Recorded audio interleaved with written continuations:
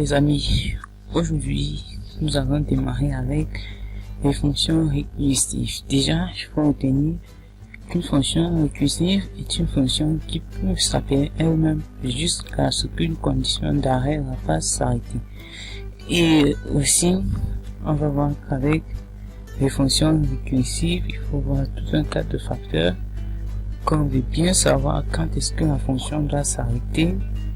Autrement dit, on pourrait créer des boucles infinies et que le fait de récursivité n'est pas tellement conseillé dans d'autres langages. Du coup, on utilise beaucoup plus cela en Haskell. N'empêche, la récursivité nous permettra de résoudre bien des problèmes, surtout dans le cadre de prochaines vidéos qui viendront. Déjà aujourd'hui, nous allons donc commencer avec la récursivité. La fonction la plus facile que l'on puisse expliquer avec, pour qu'on puisse expliquer la récursivité avec elle, c'est la fonction factorielle. Alors déjà, je vais vous écrire factorielle, en fait, est une fonction qui prend en paramètre un entier et qui va nous retourner directement cet entier-là multiplié. Nous avons vu précédemment qu'on pouvait utiliser les tableaux, c'est-à-dire j'appelle product, une fonction de base qu'on utilise sur les tableaux, product de 1 à n. Et là, cette fonction nous retourne le factoriel de l'entier n. Autrement, on verra aussi qu'il y a une autre méthode, c'est-à-dire une fonction toujours factorielle que l'on peut écrire, cette fois-ci avec récursivité. Avec récursivité, d'abord nous commençons par donner la forme que cette fonction aura.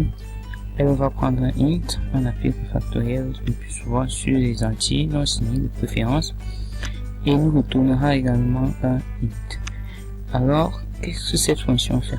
Et si on utilise le filtrage par motif, si telle expression n'est pas utilisée, telle autre devra être utilisée. Ici, on aura deux motifs. On commence toujours de préférence en fait par le motif d'arrêt. On dit le factoriel de 0 est 1, c'est le motif d'arrêt. Et ensuite on peut lui dire également le factoriel de n quand c'est différent de 0, c'est ce que ça veut dire, est n fois le factoriel de n-1. Là on met un peu de parenthèse bien précisé, n-1. Là, nous venons de définir notre fonction factorielle. Cette fonction agit avec récursivité. C'est là son avantage.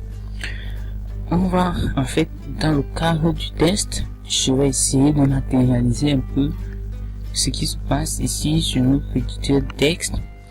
Lorsque peut-être, si vous voulez calculer le factoriel de 4. Dans un premier temps, ceci va faire quoi? On prend 4 comme multiplié par le factoriel de exactement, quand on fait 4 moins 1, il reste 3.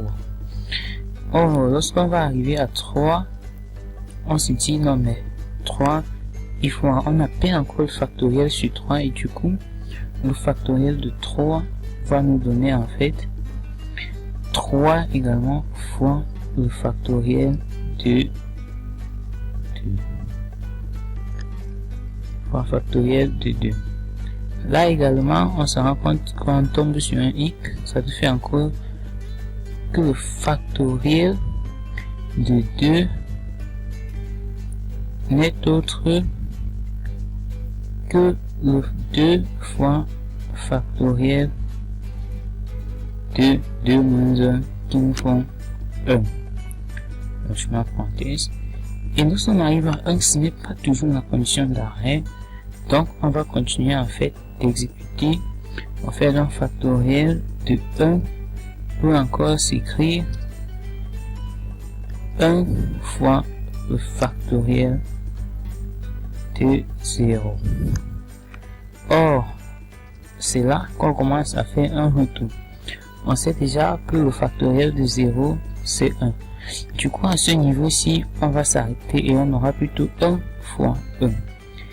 Ensuite, on va rentrer d'un niveau Et on aura le factoriel de 1 qui est 1 fois 1. Du coup, le factoriel de 2 devient 2 fois factoriel de 1 qui est 1 fois 1. On rentre de nouveau, on arrive au factoriel de 3.